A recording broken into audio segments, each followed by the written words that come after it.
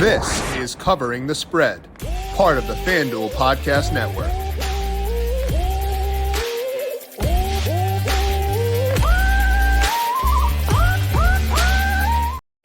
We have got a jam-packed show for today here on Covering the Spread. We've got to talk EPL Matchweek 34 with Austan Cass. We're going to talk some Formula One in Shanghai, NASCAR in Talladega. A lot of ground to cover. So let's dive on in and break it all down. This is Covering the Spread right here on the FanDuel Podcast Network and FanDuel Research. My name is Jim Sonis. I am a managing editor of digital media for FanDuel Research. Joined here to kick things off by Austan Cass. You can find him on Twitter at Austan Cass. Check out his work over at FanDuel Research, where he is a senior editor. Austan, happy Thursday to you. How you doing today? I'm doing great, Jim. How are you doing? Disoriented, because typically I talk to you Fridays, and today is not Friday, and my body is confused about that. So if something goes haywire, I think we got to blame the schedule here. But also, like, I needed Tom Vecchia tomorrow to talk some Stanley Cup playoffs, NBA playoffs. So like. And I didn't want to skip our EPL chat. So like I had to do this, but I feel like I'm paying for it now via massive confusion. Yeah, if you don't show up for work tomorrow, I'll hit you up and remind you that it's Friday, actually. So don't let it go. Just let me drift. Let me drift off into the abyss, and we'll recoup later on. I'm sure the company will be just fine without me for one day. As mentioned, we're talking to Austan about EPL Matchweek 34, breaking down the matches, but also talking a lot of movement towards the top of the table. We'll break down that and whether it is officially over for everyone who is not named Man City. And of course, later on, as I mentioned, I'll talk through my favorite bet for Formula One in Shanghai this weekend. And we'll talk through NASCAR and Talladega, where I am above consensus on one specific team / manufacturer. But first, a reminder to make sure you're subscribed to Covering the Spread wherever you get your podcast. Tomorrow, as mentioned, Tom Vecchia will be with us breaking down Stanley Cup playoffs and the NBA playoffs as well. On yesterday's show, we had Connor Allen of 4for4 and BetSperts talking through the NFL draft, talked about his favorite bets over at FanDuel Sportsbook during that.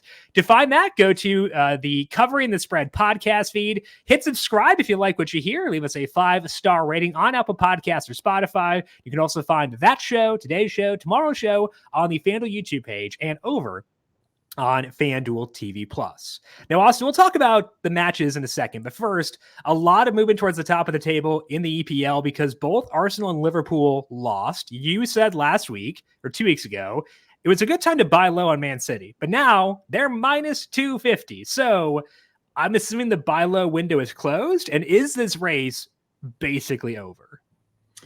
Yeah, the short answer is yes. I think it's over. I think there's a very realistic chance City wins out the rest of the way. On paper, their two toughest matchups are at Brighton and at Tottenham, but I think City's still going to be pretty heavy favorites in both. Arsenal and Liverpool really messed up last Sunday, losing home matches to teams they should have beaten, and they put it back in City's hands, and I don't think City are going to let it go. And City actually just went out in the Champions League yesterday, so they'll have an FA Cup semifinal and probably final match, but they'll be able to really focus on the Premier League now, and that's really bad news for Arsenal and Liverpool. I think it's over. So you give Man City a leg up, you give them more rest, you give them their players at full health. That's tough. Like, it was fun while it lasted, but I feel like this thing's dusted. Yeah, I agree. I really, really wanted this to be a 3-team race till the last couple of games, and it was just amazing how quickly it swung on Sunday. Liverpool lost at home to Crystal Palace, which just still can't believe that happened. And then the next match on TV right after that was Arsenal at home against Villa, and they lost as well. And I can't imagine what Man City's players had to be thinking watching that play out Sunday, but it was their best day of the season, and they didn't get off the couch. So it's a good day for them. Yeah, I've mentioned this before, but my brother-in-law is a Crystal Palace fan, and he was a bit nervous about relegation at one point this year. I think they're pretty good now. They're at 33 points, so they should be okay. So I was pretty okay with that personally, with the way things went down there. Okay, 7 matches across Saturday and Sunday, Austan. Where are you seeing value in the traditional markets at FanDuel Sportsbook? So I really like the Bournemouth-Aston Villa match. It's Sunday at 8:30, and I really like Bournemouth in the double chance market to win or draw, which is minus 105. So as we just kind of talked about, Villa had their best win of the season away at Arsenal last Sunday. They won 2-0, but through the lens of expected goals, they were pretty fortunate. And overall, I'd say they played pretty well, especially defensively, and especially in the second half, they played very well. But I think this is a prime letdown spot for them. And then in addition to that, Villa actually haven't been playing that well of late, which sounds weird to say because they just got their biggest win of the season. But they haven't won the XG battle according to FBref's expected goal model in any of their last 6 league matches. Their most recent XG triumph was by 0.1 at Luton Town, which is a side currently in 18th. In my eyes, there's a pretty obvious reason for their struggles lately, and it's that Villa's getting worn down from playing Thursday Europa Conference League matches. They've had 4 of those since March 7th. The extra matches and big matches at that take a toll on everyone, and Villa simply don't have the squad depth to be able to rotate players in and out and still get the results they want to get. And it's not just that it's extra matches, it's the foreign travel too. Villa plays in France tonight, and so they'll be flying back this evening and then have to turn around and play on Sunday. Meanwhile, that's not something Bournemouth have to deal with at all. They won't have played since last weekend. In addition to all that, Bournemouth have actually been playing pretty well. They've been beaten only once across their last 7 league matches. It's been a pretty favorable schedule in that stretch, but they tied Villa 2-2 earlier this year. So this match is super important for Villa's top 4 hopes, which was another thing that swung a lot on this past weekend with Tottenham losing and Villa winning at Arsenal. But every match the rest of the way is really important for Villa. But I think there's enough here between Villa's fixture congestion, their travel, and just their overall kind of shoddy form lately to push me toward Bournemouth getting at least a point. So right now, the double chance market Bournemouth to win or draw is -105. How much do you think this number is influenced by the big Aston Villa victory over the weekend? A little bit. To be honest, when I researched it yesterday, it was +110. Okay. I was pretty excited about it. So I was a little bummed this morning that it wasn't as good of a deal when I was going to talk about it. But you know, the market's pretty sharp typically, so they must be taking some money on Bournemouth. But like I was saying, it's just really hard for a team like Aston Villa to fight on multiple fronts like they're trying to do right now. Newcastle tried to do it this year and really just couldn't do it. So yeah, I think they're really getting worn down now. That it could flip to where that win against Arsenal could really propel them the rest of the way. And they could even go out of the Europa Conference League tonight, which for their top 4 hopes probably wouldn't be a bad thing. But yeah, I just think they look like a worn down team that needs the end of the season to get here as fast as it can. Okay, so Austin does like Bournemouth in this match against Aston Villa, -105 to win or draw in the double chance market. What about player props? Any value to you standing out there as of right now, Austin? Yeah, so I'm going to stick with Sunday and go with Liverpool at Fulham. I'm going to take Mohamed Salah to be anytime goal scorer. It's pretty rare to be able to get Salah at plus odds to score. It's +110, I believe. It's pretty odd to get him at plus odds to score in a game where Liverpool are huge favorites. They're -200 to win. It feels like Salah's been oddly quiet in Premier League play of late. That's kind of what I thought in my mind, and that's like the Twitter narrative, which, you know, sometimes those aren't true. He's still been pretty good. He's scored twice over 4 starts since he came back from injury. He's played all 90 minutes in 3 of those 4 matches and has put at least 1 shot on target in 13 consecutive league matches. Fulham are a pretty nice matchup. They've allowed the 6th most XG on the season, and Liverpool scored 4 on them when they played earlier this campaign.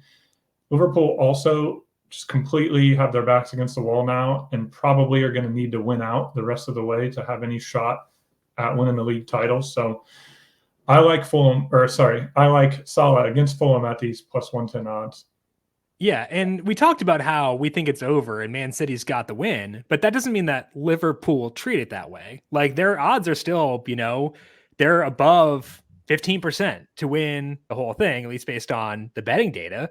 So although we may not be betting them, they're going to treat it as if this is a must-win match. I think that's a benefit for Salah, given his importance to this team, given the importance of this game. I feel like we can still have a lot of faith that they're going to be full pedal to the metal going here forward. Oh yeah, they definitely will be. And, you know, it can swing. City could lose to somebody. Sure. You know, if Liverpool could lose at home to Palace, like City could definitely lose at Brighton or at Tottenham, and this thing could swing again.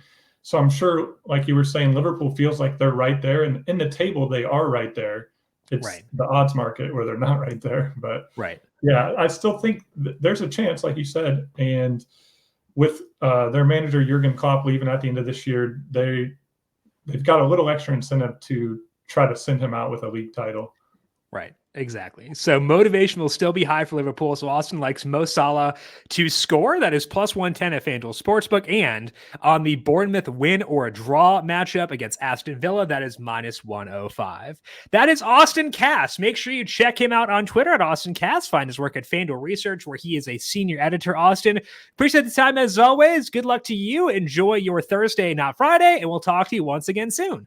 Sounds good. Thank you, Jim. Alrighty. Big thank you once again to Austin.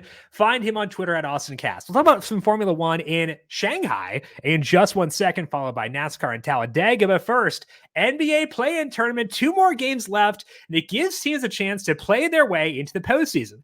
So it only seems right that new customers on FanDuel can play their way into $150. Just place any $5 bet, and you'll get $150 in bonus bets, win or lose, to use during the NBA playoffs. FanDuel, official sports betting partner of the NBA. Must be 21 plus and present in select states. First online, real money wager only, $10 first deposit required. Bonus issued as non-withdrawable bonus bets that expire 7 days after receipt. See terms at sportsbook.fanduel.com.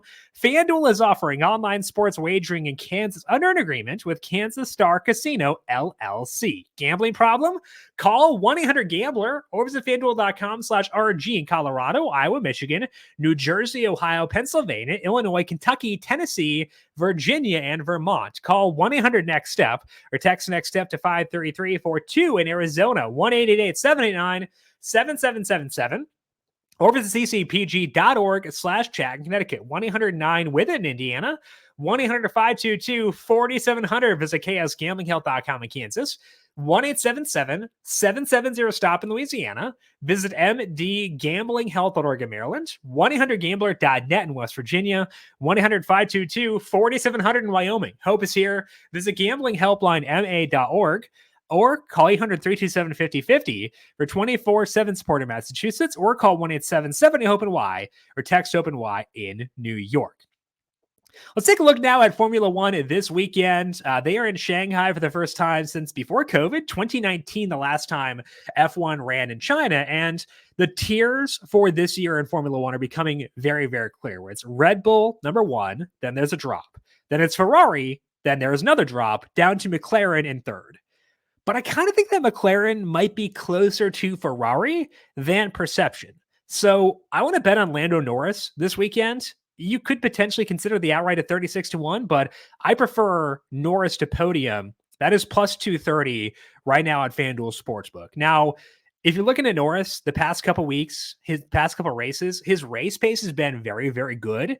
He's finished within striking distance of Charles Leclerc in both those races. Now, from a results perspective, Leclerc has finished behind Norris has finished behind both Sainz and Leclerc in every race that those guys have run, but he's had speed. And it's still early in the year, just a 4-race sample for those results. So I don't know how these tiers will break down as the year goes along. I think for right now, I feel pretty good with it being Red Bull drop, Ferrari drop, McLaren, but that might not stick. We don't know how things will shift as the year goes along. And we also don't know yet how track fit will influence things because we don't have a good enough sample on the cars and various circuits. I've not seen the circuits in 2019. So I think there is at least some reason to believe the gap between Norris and the Ferraris is smaller than what it is right now. You see Sainz is minus 155, as is Leclerc to podium, then Norris at plus 230. That's a pretty big drop. The implied odds at plus 230 are 30.3%. I have Norris at 41.4% to podium. I also do show value on him to win at 36-1. That's probably a bit rich because he has to top not just the 2 Ferraris, but also Verstappen and Checo Perez, all of whom are likely going to be faster than Norris this weekend. So probably not going to get there, but I think I can ride to the podium at plus 230. So Lando Norris, a guy I want to buy into this week for Formula One. Last thing I wanted to discuss for today is NASCAR in Talladega. And when I look at the odds over at FanDuel Sportsbook, I am specifically above market on one team, where I show value in the outright market on all 3 drivers. That team is Team Penske. You got Ryan Blaney at 10-1, Joey Logano 10-1, and then Austin Cindric down at 30-1. Now, I'd be into Blaney and Logano at 12-1. I took them earlier this week personally at that number. 10-1 is a bit thinner, and I want a bit more of a gap between my model and the market to bet on guys at a super speedway. But Cindric, I'm very okay with at 30-1 to win this week. I've got Cindric at 5.4% to win. His implied odds are 3.2%. And the reason that Cindric is up there is because he has a very good track record on pack tracks. So Daytona, Talladega, and Atlanta. Obviously, Cindric did win the Daytona 500 back in 2022. Couple other podiums that year as well. Finished 5th in Talladega last year, and he was 4th in Atlanta this year. But Cindric runs up front. He leads laps, and that puts him in contention to win pretty much all of these races. And we saw this in Xfinity too, because Cindric won Daytona there. He had 3 top 5s and 6 races at Talladega. So this is a pretty good number to get on Cindric. I do not show value currently on Cindric to finish inside the top 5 or the top 10 at FanDuel Sportsbook. So really, it's kind of a win or bust kind of thing for me, at least based on where I'm seeing value. So Cindric 30-1, the place I'm going. If, let's say, hypothetically, later on this week, Blaney or Logano slide to 12-1 at FanDuel Sportsbook, I would bite then. Like if they don't, they'll qualify well. But like if they didn't qualify well and they slip to 12-1, I'd be okay buying them there. But for now, riding with just the Cindric outright. Let's say, though, you want a bit of a safer bet and you want exposure in a way to both Blaney and Logano. I think you can get that via Ford to win. They're plus 180 right now at FanDuel Sportsbook. Chevy plus 120, followed by Toyota. And I think that's a good value to get on Ford because most of the drivers I show value on drive Fords. I mentioned before, I've got value a bit on Blaney and Logano, but then also Cindric. But then I'm at least close to market on some longer shots too, like Todd Gilliland, Ryan Preece, even Harrison Burton down there at longer than 100-1, all guys I am at least close to relative to market. The implied odds of plus 180 are 35.7%. I've got Ford at 42.1% to win. So Ford still trying to get that win for this year. They've struggled, haven't led a lot of laps. The exception has been on super speedways where they've run really well both this year and in years past. So I think Ford a value at plus 180 to win this race in Talladega on Sunday gets me exposure to all 3 Penske drivers who my model likes and gets me higher odds of actually cashing a ticket while still being a good value by my numbers at FanDuel Sportsbook. So Ford to win, plus 180, the other spot I am turning to for this week. That's all we got here for today on Covering the Spread. As mentioned, big show once again tomorrow, talking to Tom Vecchio about some Stanley Cup playoffs. We'll talk some NBA playoffs too. If you want to get the thoughts from Connor Allen on the NFL draft, go to the Covering the Spread podcast feed at the FanDuel YouTube page or over on FanDuel TV Plus. Big thank you once again to Austan Cass. Check him out on Twitter at Austan Cass. Find his work at FanDuel Research. I am on Twitter at Jim Sonis. You can follow FanDuel Research on Twitter at FanDuel Research. Want to thank you all for tuning in for today. Good luck to you with your bets today on Thursday. Enjoy your weekend. We'll talk to you once again tomorrow to break down some NBA and NHL. This has been Covering the Spread right here on the FanDuel Podcast Network.